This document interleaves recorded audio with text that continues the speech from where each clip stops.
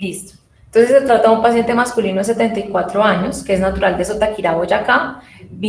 procedente de Bogotá, pensionado, que consultó al sitio de donde, pues, al centro de salud el 4 de abril de este año, y el motivo de consulta fue que tenía la presión baja.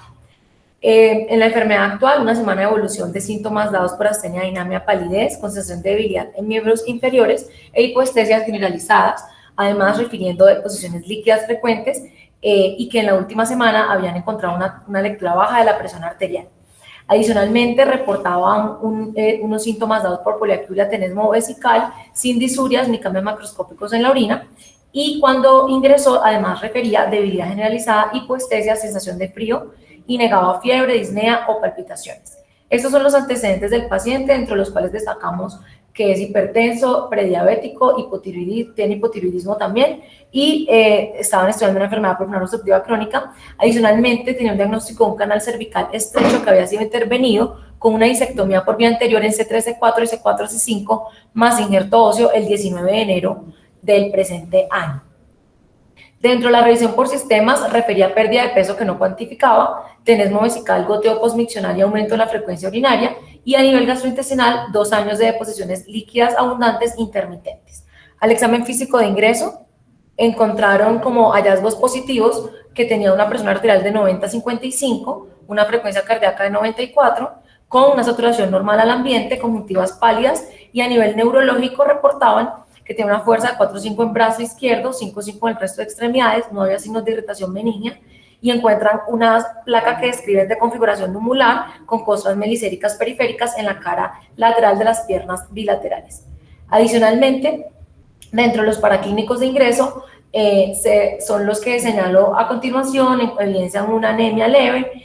los hallazgos en los gases arteriales, en los que se puede ver acidosis metabólica con un lactato en 2,1, y a nivel del coproscópico, únicamente eritrocitos 0,1 por campo, 1,5 por campo de leucocitos, sin otros hallazgos de importancia, con una hipervitaminosis B12 de 12.724, con un ácido úrico de 13, una albúmina de 3,3, un BDRL reactivo en 1 en 128 diluciones, un FTABS positivo, unos anticuerpos para VIH negativos, una LDH en 213 y un extendido de sangre periférica, como se reporta en la imagen. En cuanto a la evolución clínica de este paciente, inicialmente mejora levemente las cifras tensionales con la reanimación hídrica, sin embargo permanecen en límites inferiores y no fue posible durante su hospitalización reiniciar los antihipertensivos que usaba previamente. El 8 de abril señalan que presenta picos feriles de forma intermitente, pero no inician cubrimiento antimicrobiano porque no había claridad en un foco infeccioso. Sin embargo, el 10 de abril presenta un deterioro dado por un aspecto moteado con una presión arterial también limítrofe, lactato y hiperlactatemia que venía en ascenso, y deciden iniciar cubrimiento antimicrobiano. Al ingreso, dentro de los estudios que habían solicitado, se había solicitado también un cortisol 8am, teniendo en cuenta la hipotensión que había referido, que habían encontrado, y se encontraba menor de 1 microgramo decilitro. Teniendo en cuenta los hallazgos de la anemia, la edad del paciente, la pérdida no intencionada de peso, adicionalmente la hipervitaminosis B12, deciden buscar neoplasias y realizan endoscopia adicional a la diarrea crónica, realizan endoscopia y colonoscopia que reportan lo que señaló en la diapositiva, adicionalmente tomografías de abdomen y de tórax, que realmente no reportan en el abdomen hallazgos de importancia, pero a nivel de la de tórax unos nódulos sólidos que describen el lóbulo superior del lóbulo, en el segmento superior del lóbulo inferior izquierdo, y adicionalmente micronódulos en el segmento basal lateral derecho. En este contexto también de la búsqueda de una neoplasia, realizan una electroforesis de proteína, que es la que señalo, en la que no encontraron un pico gamma, pero el 10 de abril, el día del deterioro, encuentran hemocultivos positivos con E. coli patrón natural. Adicionalmente, teniendo en cuenta los hallazgos de la tomografía y los síntomas presentados, deciden realizar beca seriado en esputo, que es negativo, con un estudio molecular PCR para Mycobacterium tuberculosis, que fue positivo. El reporte se recibe el 13 de abril. Adicionalmente, luego el cortisol disminuido con la sospecha de insuficiencia suprarrenal, inicialmente primaria, documentan una ACTH en 10,6 que está en valores de normalidad. Posteriormente, el paciente presenta hipernatremia, continúan pues, en el manejo de la bacteriemia que se había documentado, pero el 21 de abril presenta un nuevo deterioro neurológico que reportan como delirium, y adicionalmente el 23 de abril hipotensión sostenida, por lo cual trasladan a la unidad de cuidado intensivo para monitoreo y para soporte hemodinámico. El 24 de abril encuentran, teniendo en cuenta el deterioro neurológico, realizan una tomografía que evidencia cambios evolutivos del parénquima y signos de leucoencefalopatía microangiopática. Neurología lo valora, considera que los hallazgos al examen físico son compatibles con este diagnóstico. Sin embargo, teniendo en cuenta los niveles de ACTH, la sospecha entonces de una insuficiencia suprarrenal secundaria o terciaria y el deterioro del paciente, sospechan adicionalmente que pueda estar cursando con una hipofisitis granulomatosa por tuberculosis, dado el reporte del estudio molecular en esputo. El líquido cefalorraquídeo es el que señalo, con hipoglucorraquia, con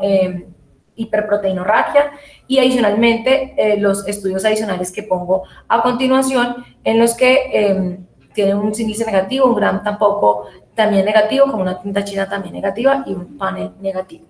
Realizan una resonancia ácida turca ante la sospecha, documentan que hay signos de infundibulohipofisitis de probable etiología granulomatosa con realce paquimeningio temporal bilateral, y deciden llevar una junta médica en la que pues consideran como primer diagnóstico que se trate de una infundibuloneurohipofisitis asociada a tuberculosis o secundaria a tuberculosis, y adicionalmente proponen descartar como diagnósticos diferenciales etiologías granulomatosas o autoinmunes primarias. Desde el 14 de abril hay que destacar que el paciente venía recibiendo tratamiento tetraconjugado por los hallazgos, por lo que desde el reporte de la PCR que les había comentado. Finalmente, el paciente desafortunadamente no evoluciona favorablemente desde el punto de vista neurológico, y en ese contexto deciden reorientar el esfuerzo terapéutico. El 2 de mayo se suspende el tetraconjugado y el 8 de mayo fallece el paciente finalmente. La idea es revisar entonces tuberculosis del sistema nervioso central, las manifestaciones que podemos encontrar en este compromiso. Hablando un poco de las generalidades, es importante señalar que el compromiso del sistema nervioso central por tuberculosis es la forma más letal de tuberculosis en general. Se asocia a una alta morbimortalidad y hasta un 50% de los pacientes mueren o van a quedar con secuelas neurológicas. Representa entre 1 y un 10% de todos los casos de tuberculosis, y usualmente el compromiso que se da se asocia a un estado de disregulación de la respuesta inmunológica a la presencia del bacilo en el sistema nervioso central. Hay dificultades en su tratamiento, hay dificultades en su diagnóstico, disculpen, teniendo en cuenta que se trata de una infección paucibacilar, y en nuestro medio, en general, la meningitis por tuberculosis, que es la manifestación más frecuente dentro de este grupo de compromiso central por tuberculosis del sistema nervioso central, comprende entre el 1 al 2% de los casos de TB activa.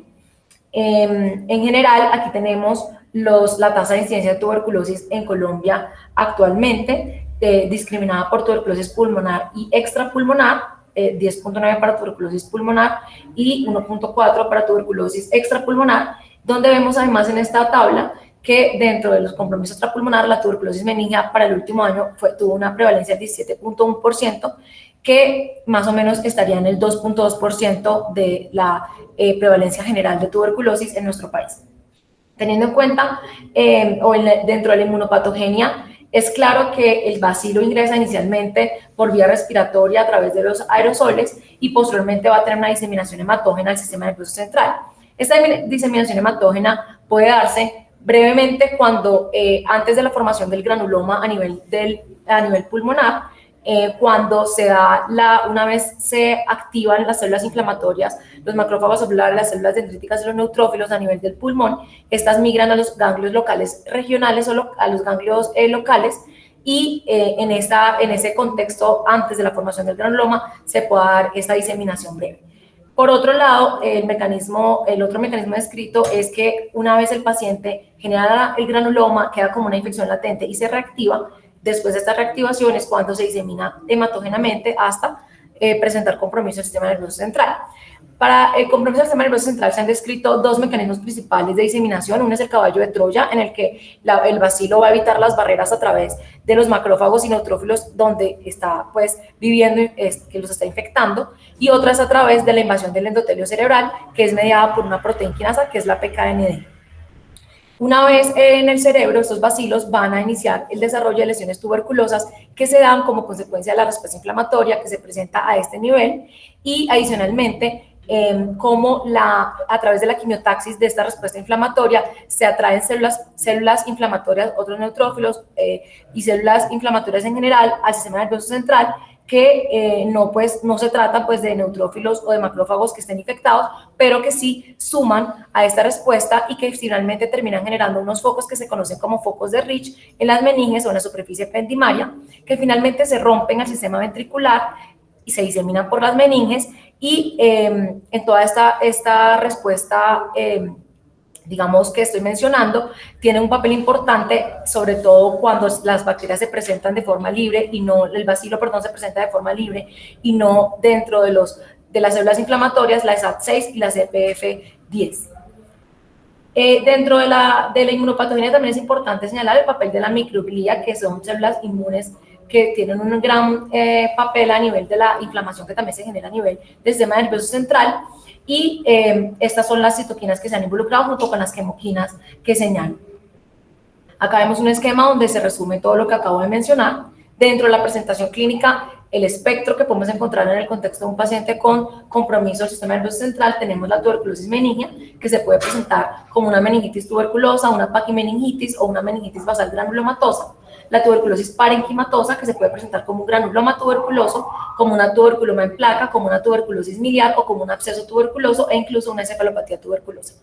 La tuberculosis espinal, que se puede presentar como una mielitis tuberculosa, un tuberculoma espinal, ya este sería con compromiso intradural. La mielitis tuberculosa que mencioné, la aracnoiditis tuberculosa, que se presentaría como una mieloradiculopatía, y una espondilitis tuberculosa, que sería el mal de Pot que conocemos con compromiso extradural. Y hay otras formas que se pueden agrupar como formas diversas de tuberculosis con compromiso del sistema nervioso central, donde podemos encontrar la hipofisitis tuberculosa, la tuberculosis orbitaria, la otitis media tuberculosa y la tuberculosis del hueso temporal, así como la tuberculosis del calvario y la base del cráneo. Dentro de la tuberculosis meningea, que es la manifestación más frecuente que vamos a encontrar a este nivel, en general se describe que la mayoría de los síntomas de los pacientes van a ser inespecíficos, prodrómicos y van a tener una duración entre 2 a 8 semanas. Pueden tener algunos síntomas menos frecuentes como alteraciones visuales. Se puede encontrar el tubérculo coroideo en el examen visual, que es patognomónico de la tuberculosis miliar cuando se encuentra asociada a la tuberculosis meningea, y puede tener también déficits focales. Alrededor de un 10% de los pacientes se han encontrado que tienen antecedentes de tuberculosis y entre un tercio y la mitad tienen tuberculosis pulmonar concomitante. Es importante señalar que la apariencia de los pares craneales ocurre hasta en un 30% de los pacientes, entre un 20 y un 30%, dentro de los cuales el más frecuentemente afectado es el sexto par. En el contexto de la tuberculosis meningea, también es importante señalar que así como en la fisiopatología describía que los focos de Rich finalmente se terminaban diseminando el bacilo a nivel de las meninges y el espacio subaracnoideo, esta diseminación finalmente lo que termina generando son exudados en las cisternas basales, que son la manifestación más específica de la tuberculosis meningea y que adicionalmente se pueden encontrar en la fosa interpendicular, en la parte supracelular y perimesencefálica y pontina en especial, en esas localizaciones. Debajo de esos exudados se encuentra que hay cantidad variable de edema y esos exudados finalmente son los que terminan generando en su acumulación la alteración, digamos, el compromiso del drenaje adecuado del líquido cefalorraquídeo con manifestaciones como signos que derivan de la hipertensión endocraniana, pero además con hidrocefalia como una de las complicaciones que se describen, que puede ser de tipo comunicante o no comunicante, dependiendo de si la obstrucción del flujo del líquido cefalorraquídeo se da por los exudados o si se da ya adicionalmente por un efecto de masa que se cause por otra de las manifestaciones que podemos encontrar a este nivel, como los tuberculomas o los abscesos. En esa imagen, que es una tomografía, encontramos cómo se ve el realce, digamos, en la foto B. Vemos cómo en el contraste se ve realzado, se ve los exudados basales y el engrosamiento de las meninges, dando una apariencia de unas patas en araña con la apariencia de este contraste. Aquí en esta imagen vemos agregados de estos exudados a nivel del sistema ventricular, que finalmente, adicionalmente en este caso, se asocia a ventriculitis del cuarto ventrículo. Dentro de la tuberculosis meningea también pueden ocasionarse, dentro de las manifestaciones, compromiso como infartos que se dan hasta en el 40% de los casos, afectando sobre todo los ganglios basales y la cápsula interna, y pueden ocurrir por vasculitis, por compresión vascular y por oclusión también de los pequeños vasos perforantes, todo esto asociado a este agregado de exudados que he mencionado. Un pequeño porcentaje de los pacientes puede tener manifestaciones atípicas sin un prodromo claro y que tengan un curso rápidamente progresivo, que pueda simular más un compromiso por bacterias, una meningitis bacteriana. Hasta en un 15% pueden ocurrir convulsiones en su presentación, y otra de las alteraciones que se han descrito es la hiponatremia por un síndrome renal perdedor de sal o por SIAD, hasta en un 40-50% de los casos.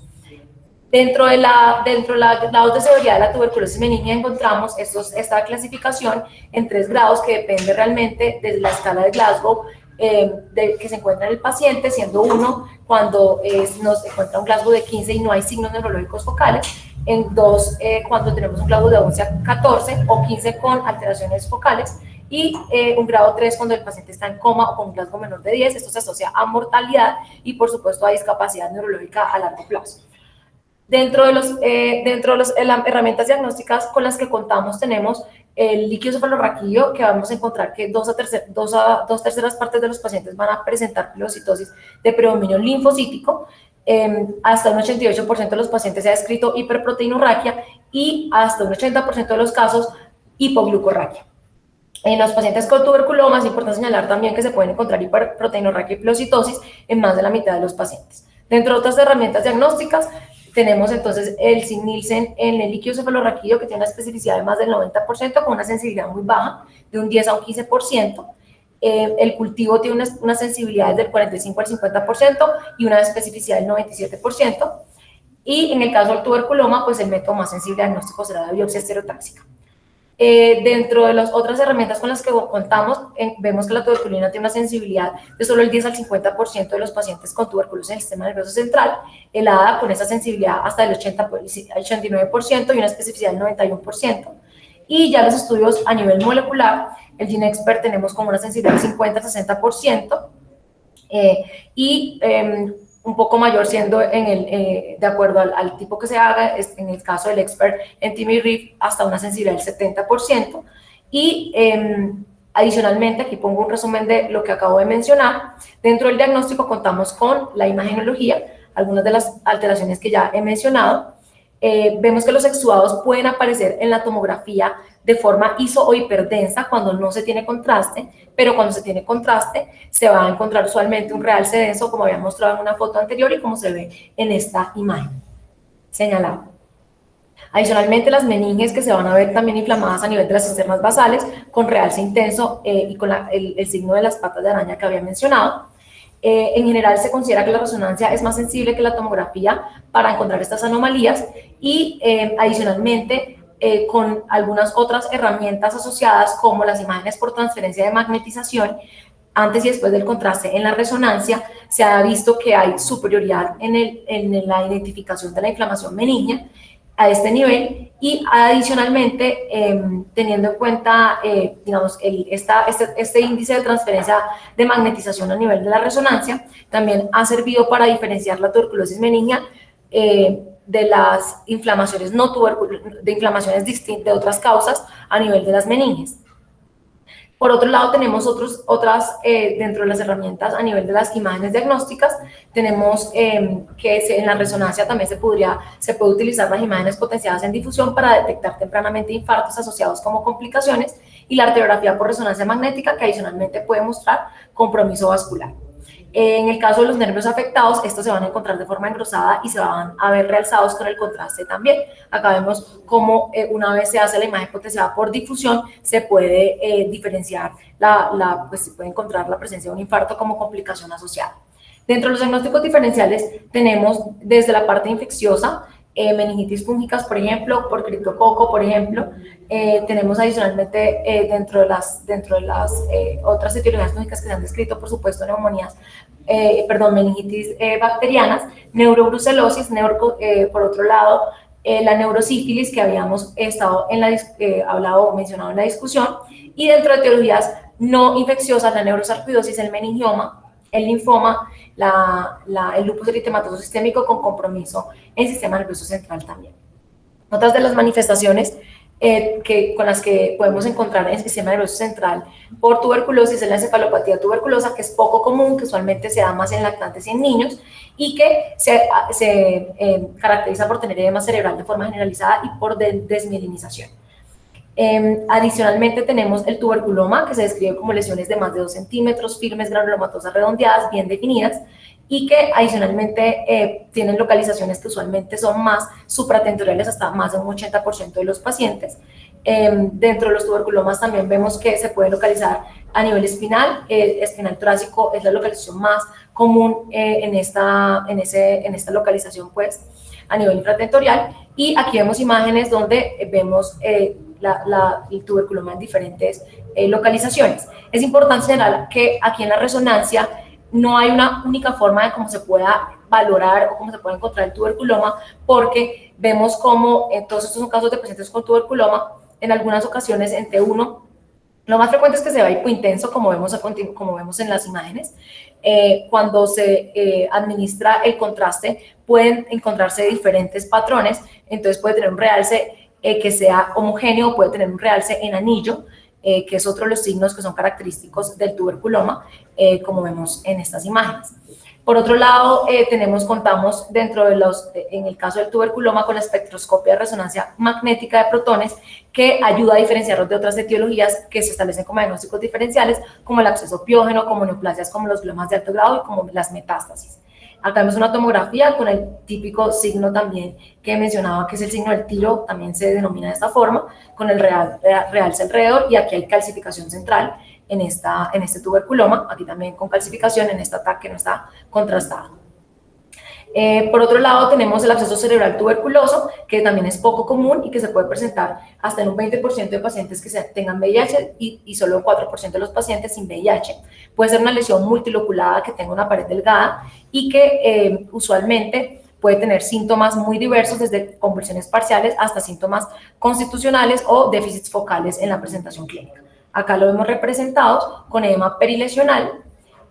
Por otro lado, dentro de las manifestaciones se describe también la tuberculosis miliar, en la que pues normalmente encontramos que son lesiones múltiples pequeñas cuando hay diseminación del sistema nervioso central, son de menos de 2 milímetros y usualmente se ubican en la unión córtico-medular y se distribuyen en los vasos perforantes. Como vemos en las fotos, otra de las manifestaciones es el tuberculoma en placa, que usualmente se asemeja a un linfoma, y básicamente lo que se ve es realce de contraste homogéneo, dependiendo de si hay o no, pues puede ser, el contraste puede estar homogéneo periférico, dependiendo de si hay o no calcificación central o no la hay. En el contexto de la tuberculosis espinal, como otras de las manifestaciones, que se presentan menos del 1% de los pacientes con tuberculosis, podemos describir, o se encuentra descrito, la espondilitis tuberculosa, que sería el compromiso extraaxial, como había mencionado, que puede generar destrucción del cuerpo vertebral de la cuña anterior, la espinal, y la mielitis tuberculosa. Acá vemos las imágenes. En el caso de otras alteraciones, la hipofisitis tuberculosa, que es bastante rara, y básicamente lo que vamos a ver es un realce y un engrosamiento del tallo y de la uramada circundante a nivel de la resonancia con contraste. Estos son los diagnósticos diferenciales que se establecen en el diagnóstico del compromiso por tuberculosis a nivel del sistema nervioso central, en especial la meningitis por tuberculosis, que, como decía, es la manifestación más frecuente. Hay scores predictivos que se han establecido con el objetivo de poder tener un diagnóstico más oportuno, teniendo en cuenta que pues la mortalidad es tan alta, y sobre todo cuando el paciente no se inicia oportunamente un manejo. Dentro de esos tenemos la escala de Thwaites, que también se llama escala de Vietnam, que fue escrita en el 2002, que se ha descrito con una sensibilidad del 86 y del 79%. Mira estos criterios que señalo a continuación, pero lo que les quería comentar es que ya tiene una validación en nuestro medio, y en esa validación se encontró que en los pacientes VIH negativos la sensibilidad era del 90%, pero la especificidad fue de solo 46%. Y a nivel de los pacientes con VIH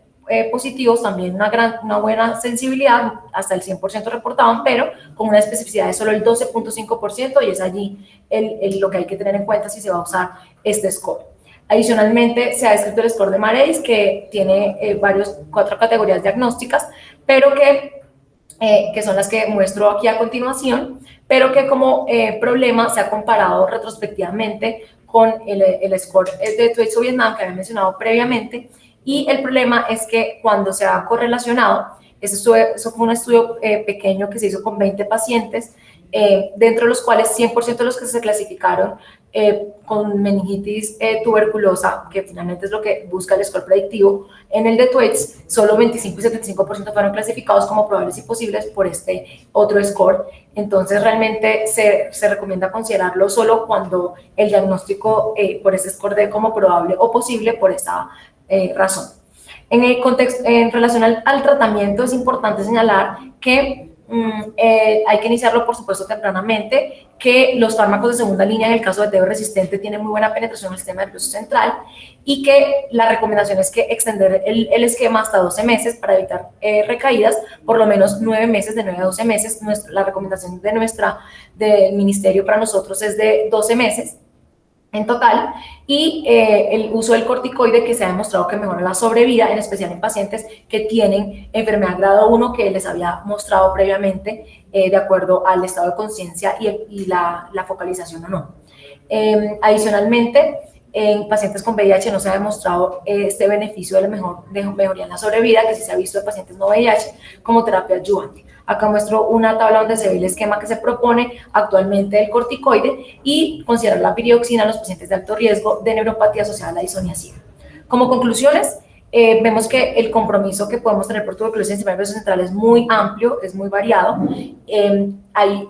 una desregulación de la respuesta inflamatoria que finalmente es lo que termina impactando en morbimortalidad. El diagnóstico es un reto por las limitaciones que tenemos en cuanto al rendimiento de las pruebas diagnósticas y el hecho de que es pausivacilar. Y en VIH pues tiene un peor pronóstico en relación a los pacientes no VIH.